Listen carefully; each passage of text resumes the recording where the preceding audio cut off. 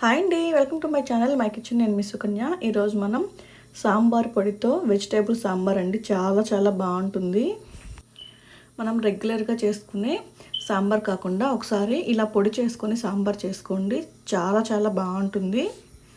బయట మనం కొనుక్కొచ్చే సాంబార్ పొడి కాకుండా ఇలా ఇంట్లోనే ఈజీగా చేసుకునే సాంబార్ పొడి చాలా సింపుల్గా చేసేసుకోవచ్చు. టేస్ట్ కూడా చాలా బాగుంటుంది. ఒకసారి ట్రై చేయండి.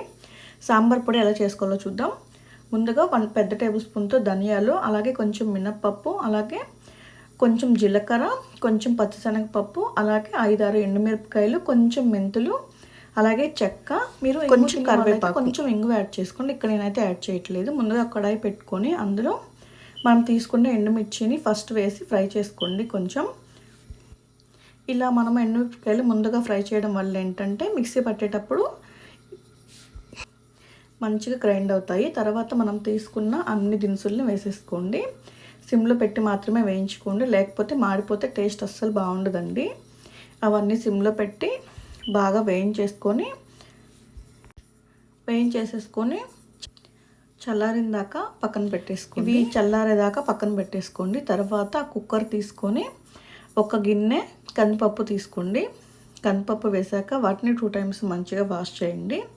వాష్ చేశాక అందులో 1 టేబుల్ స్పూన్ నూనె వేసుకోండి. నూనె వేయడం వల్ల ఏంటంటే వాటర్ అనేవి పొంగకుండా ఉంటాయి. అవి కొంచెం వేసుకున్నాక కొంచెం పసుపు వేసుకోండి. అలాగే కొంచెం కరివేపాకు వేసుకోండి. ఇవన్నీ వేసేసి ఒకసారి కలుపుకొని కుక్కర్ విజిల్ పెట్టేసుకోండి. ఒక 3 to 4 విజిల్స్ పెట్టుకోండి, మీరు తీసుకున్న కందిపప్పుని బట్టి. ఇందాక మనం పప్పు ఉడకబెట్టుకొని పక్కన పెట్టేసుకోండి. కొంచెం తర్వాత మనం మిక్సీ పట్టుకోండి పౌడర్ లాగా. తర్వాత ఇక్కడ వెజ్ సాంబార్ కదండి, ఇక్కడ మునక్కాడలు, అలాగే సొరకాయ, ఆనియన్, టమాటో, పచ్చిమిర్చి, అలాగే వంకాయ అండి. ఇవన్నీ కట్ చేసుకొని పక్కన పెట్టేసుకోండి. తర్వాత ఒక కడాయి తీసుకొని అందులో ఆయిల్ వేసి ఆయిల్ కొంచెం హీట్ అయ్యాక ఎండుమిర్చి వేసుకోండి. ఎండుమిర్చి కొంచెం ఫ్రై అయ్యాక పోపు దినుసులు వేసుకోండి. ఇవన్నిటిని ఒక 2 minutes ఫ్రై చేసుకున్నాక కరివేపాకు వేసుకొని ఫ్రై చేసుకున్నాక ముందుగా మునక్కాడలు, అలాగే సొరకాయ ముక్కలు వేసుకోండి. ఇవి కొంచెం మగ్గడం లేట్ అవుతుంది కాబట్టి ఫస్ట్ ఇవి వేసేసుకోండి. ఇవి వేసుకున్నాక వంకాయ ముక్కలు కూడా వేసుకోండి. వంకాయ వేసుకున్నాక కొంచెం మగ్గాక ఆనియన్స్ కూడా వేసేసుకొని మూత పెట్టేసుకొని ఒక 2 minutes పాటు బాగా ఫ్రై చేసుకోండి. మునక్కాడ కొంచెం మగ్గడం లేట్ అవుతుంది కాబట్టి ఫస్ట్ ఇవన్నీ వేసేసుకోవాలండి. తర్వాత అందులో కొంచెం పసుపు యాడ్ చేసి ఒకసారి గరిటెతో కలుపుకొని ఒక 2 minutes పాటు బాగా ఫ్రై చేసుకోండి. ఫ్రై చేసుకున్నాక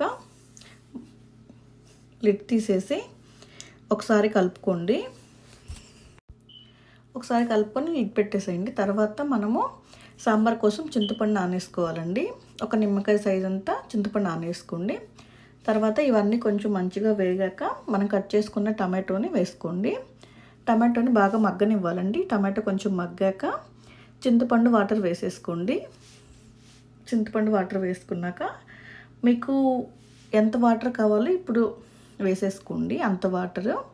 తర్వాత అందులో ఉప్పు యాడ్ చేసుకోండి. మనం ఎక్కడ ఉప్పు యాడ్ చేయలేదు కదండి, ఇక్కడ చూసుకొని వేసుకోండి. అలాగే సరిపడినంత కారం వేసుకోండి. ఇవన్నీ వేసుకున్నాక గరిటెతోటి బాగా ఒక 2 minutes పాటు మంచిగా కలుపుకొని లిడ్ క్లోజ్ చేయండి.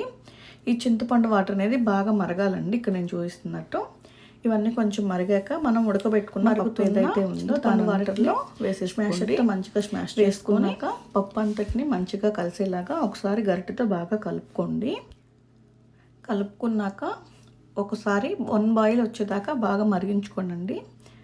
కొంచెం హైలో పెట్టేసి మంటని బాగా మరిగించుకోండి. ఇక్కడ చూసారా, మనము మిక్సీ పట్టుకున్న సాంబార్ పొడి ఇలా ఉంటుందండి.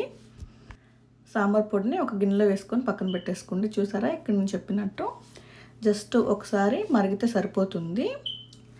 తర్వాత మనము మిక్సీ పట్టుకున్న సాంబార్ పొడిని ఒక 2 టేబుల్ స్పూన్లు వేసుకోండి. వేసుకున్నాక ఒకసారి బాగా కలుపుకోండి. కలుపుకున్నాక లిడ్ క్లోజ్ చేసి మంచిగా బాయిల్ అయ్యేదాకా బాగా మరిగించుకోవాలండి. అప్పుడే ఆ పొడి అనేది సాంబార్కి పట్టి టేస్ట్ చాలా బాగుంటుంది.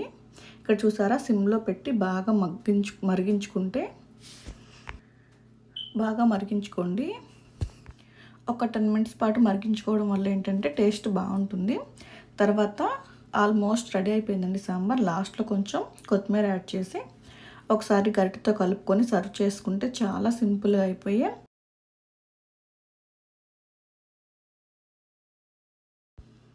సాంబార్ రెడీ అండి. చాలా సింపుల్గా అయిపోతుంది. టేస్ట్ కూడా చాలా బాగుంటుంది. మనం ఇంట్లో చేసుకునే సాంబార్ పొడితో ఇలా సాంబార్ చేసుకోండి. మీకు ఈ వీడియో నచ్చితే ఒకసారి ఈ సాంబార్ రెసిపీని ట్రై చేసి మీ ఫీడ్బ్యాక్ని కమెంట్ సెక్షన్లో కమెంట్ చేయండి. అలాగే లైక్ చేయండి, షేర్ చేయండి, అలాగే సబ్స్క్రైబ్ చేసుకోండి. మరిన్ని వీడియోస్ కోసం మై కిచెన్ ఛానల్ని సబ్స్క్రైబ్ చేయండి. ట్రస్ట్ మీ అండి, ఈ సాంబార్ మాత్రం చాలా చాలా బాగుంటుంది. ఒకసారి మాత్రం ఈ సాంబార్ని ట్రై చేయండి.